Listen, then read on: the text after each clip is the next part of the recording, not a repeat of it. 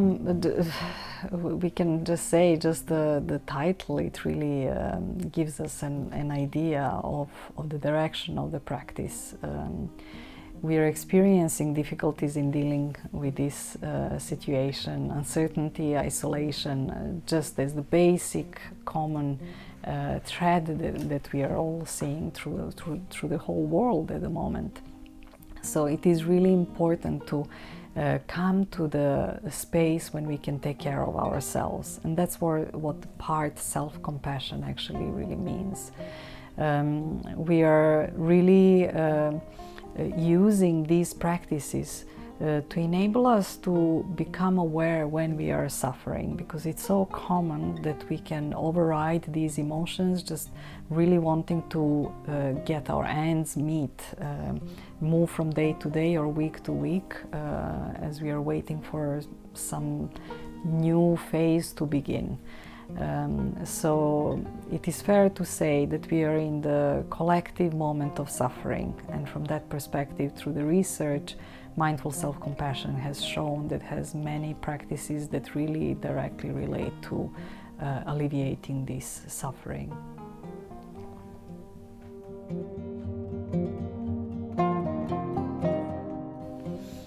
It's a very good question, because we have so many people who are taking care of the others at the moment, and this concept of caregiver fatigue is really important to understand. And who is the caregiver at this time? We probably all have some form of caregiver role, either for elderly, even if we are not with them. Because we just don't know how to provide that care and how to connect with them while they're perhaps being just alone. Or parents, mothers, a lot of mothers spending a lot of time with children, so it's just not having any space and time for themselves. So some signs of caregiver fatigue could be irritability, even sadness, lack of appetite, maybe also loss of sleep. So when these aspects begin to uncover themselves in our life, it's really important to pause and perhaps recognize that we have given ourselves a lot, and that it's time to come back to ourselves. 1 minute to just find a little bit of space so that we can reposition and get that care for ourselves as well.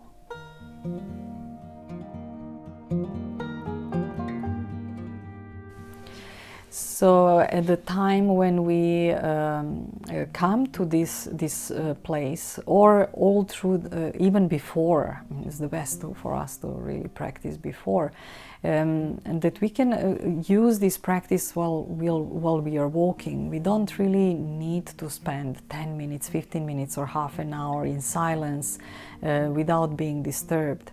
Many practices involve soothing touch, for example, that is just enough for us to connect with our body by placing our hand on the chest or on the belly, which is already after a while becomes the sign for our mind that we are actually engaging in the act of self-care. Also, even in the movement, if we are repeating the words and phrases of loving kindness, there is a sense of nurturing and nourishment that can really help with the motivation, and also it's almost like feeling replenished and being able to again continue to provide more for those around us.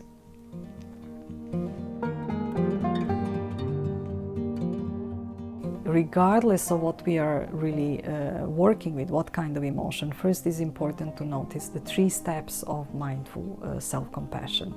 The first one is recognize mindfulness, so recognize that you're going through the difficulty. Without that, we can't even take care of ourselves. The second one is common humanity. So let's say with anger, when we are looking at anger that is maybe triggered by racism, we can so much focus on those things that are being done that are wrong.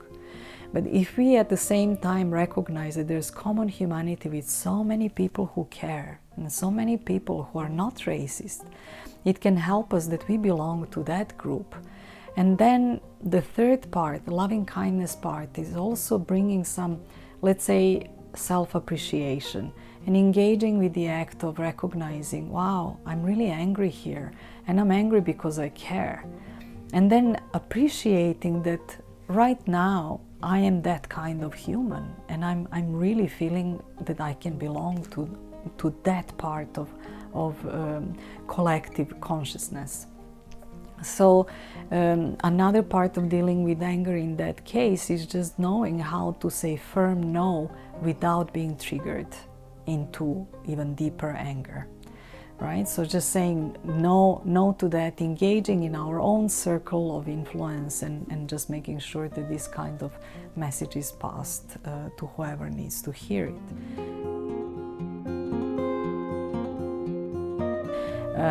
When it comes to grief and sadness about what is happening, we really need to learn how to open and close as well. So that is one skill that we really begin to learn, mindful self-compassion. Opening means that we are really connected and we allow emotions of others to really touch our world. And closing means that it's almost like learning how to create a shield of protection. Because it's unnecessary for us to be open to everything all the time.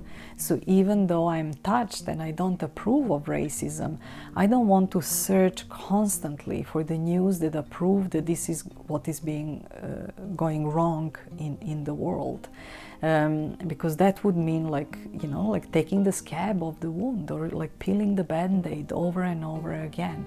So that is the act of radical self-care. I know when I can and I know when I can't, and I apply different methods in order to go and apply these strategies.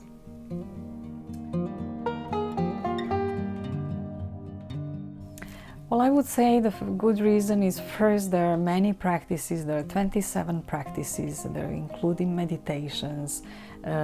So they're really, as the name says, practices. They're really practical and applicable. And over a very short period of time, people can already feel the benefits. And everybody is going to find their own practices that resonate. Not necessarily all of them will resonate for everyone. So I would say it's very practical. It has a little bit of theory, but it's more related to the practice. It is a certified program. So it's certified by the Center for Mindful Self-Compassion. And for anyone who would like to actually begin the journey of even considering this being their own part of their own profession, it would be something that can be applied later, because it's one of the prerequisites for people who want to begin to teach mindful self-compassion as well. Also to be part of the community.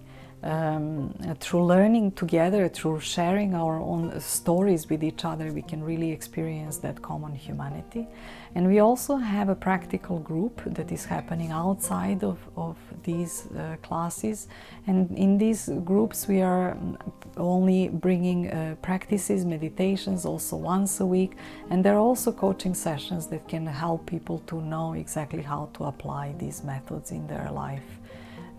Either professional or personal.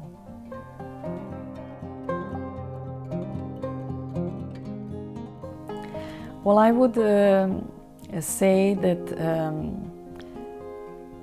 I know that some people can maybe hesitate because it is online, and that maybe there can be some questions about that. From what I have seen, online community is really strengthens. We have practiced daily for 2 months in January and well, actually February and March.